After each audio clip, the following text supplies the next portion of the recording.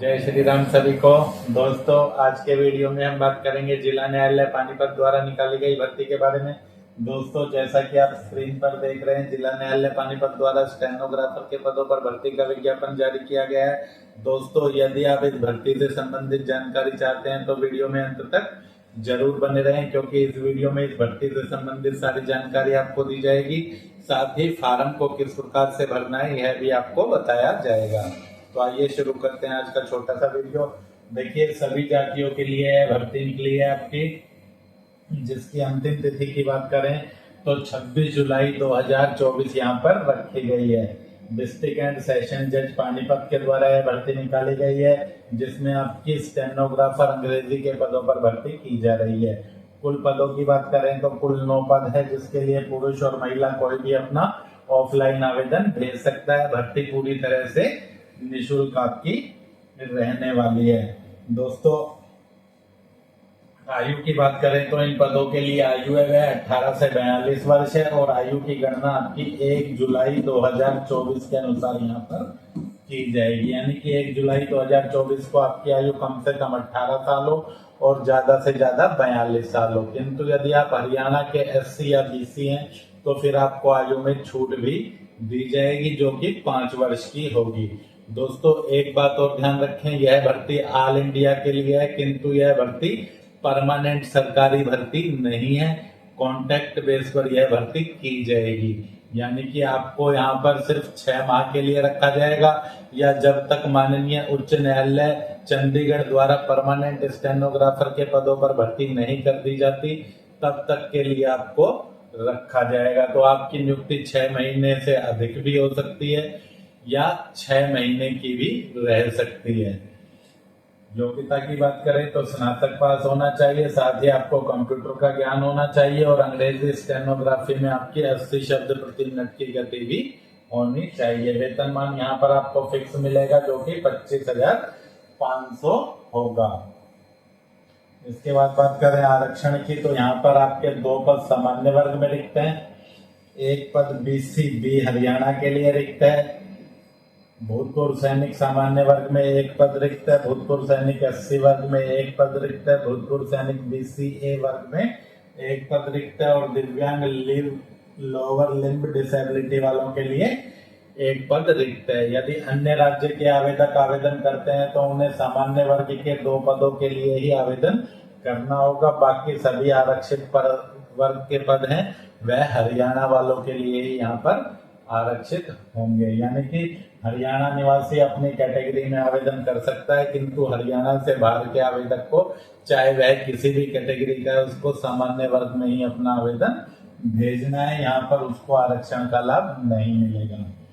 आवेदन पत्र आप अपने गांव या शहर के फार्म विक्रेता CSC सेंटर, ई-मित्र या जनसेवा केंद्र से ले सकते हैं, विभागीय वेबसाइट से डाउनलोड कर सकते हैं, या फिर vacancyforum.com से भी आप इस आवेदन को डाउनलोड कर सकते हैं। आवेदन डाउनलोड करने का लिंक इस वीडियो के डिस्क्रिप्शन में भी है, वहां से भी आप चाहें तो आवेदन डाउनलोड कर सकते हैं। दोस्तों, आपको आवेदन है वह डाक के माध्यम से भेजना है। आप चाहें तो आवेदन अपना व्यक्तिगत रूप से कोर्ट में जाकर भी जमा कर सकते हैं।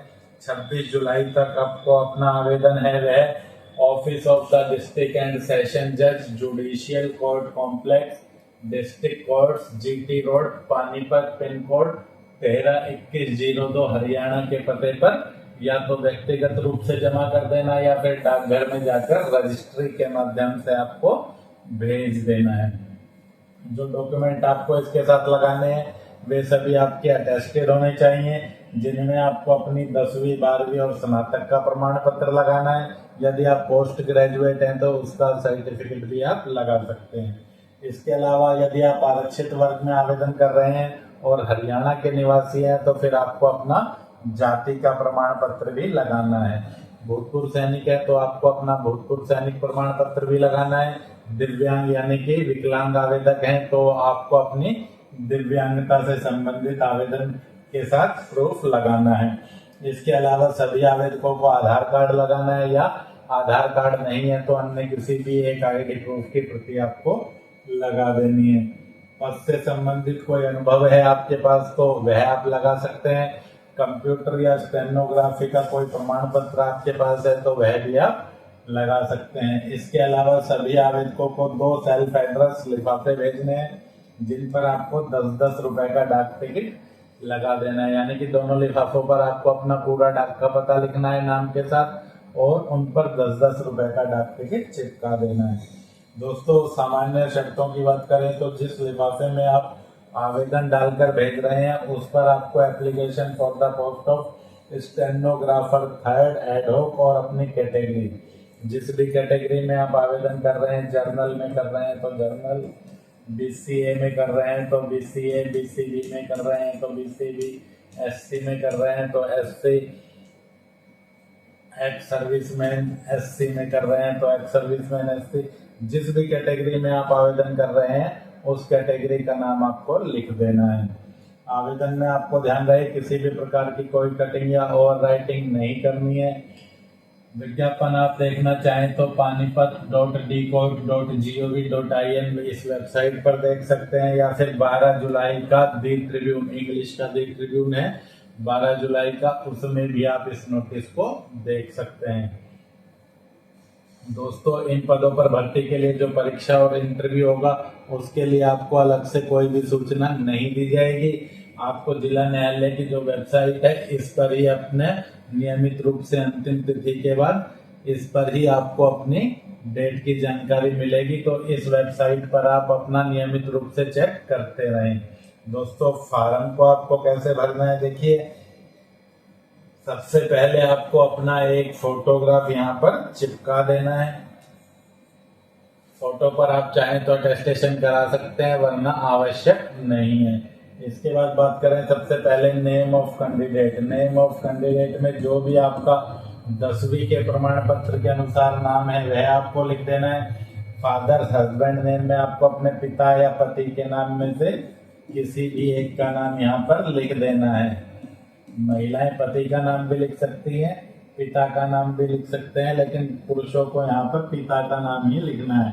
डेट ऑफ बर्थ में जो भी आपकी जन्म तिथि है वह आपको यहाँ पर दर्शा देनी है।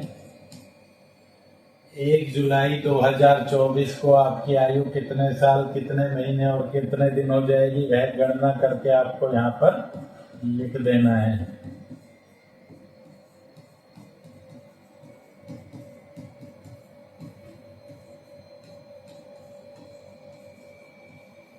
इसके बाद सेक्स में मेल है तो मेल लिखें, फीमेल महिला है तो फीमेल लिख दें। एजुकेशन क्वालिफिकेशन में आपको अपना विवरण 10वीं से डालना है, जिसमें आपको अपना 10वीं आपने किस बोर्ड से या यूनिवर्सिटी से की है उसका नाम डालना है। 10वीं आपने जिस सन में की है उस सन का नाम, आपका डिवीजन और क्लास क्या रहा, आपका परसेंटेज 10वीं में क्या था। इसी तरह ग्रेजुएशन का विवरण भी आपको डालना है। ग्रेजुएशन की यूनिवर्सिटी, ईयर, डिवीजन, क्लास और परसेंटेज मार्क्स। पोस्ट ग्रेजुएट है तो इसमें आप अपना पोस्ट ग्रेजुएट का विवरण डाल सकते हैं। परमानेंट एड्रेस में आपको अपने स्थायी निवास का पता पिन कोड के साथ लिखना है।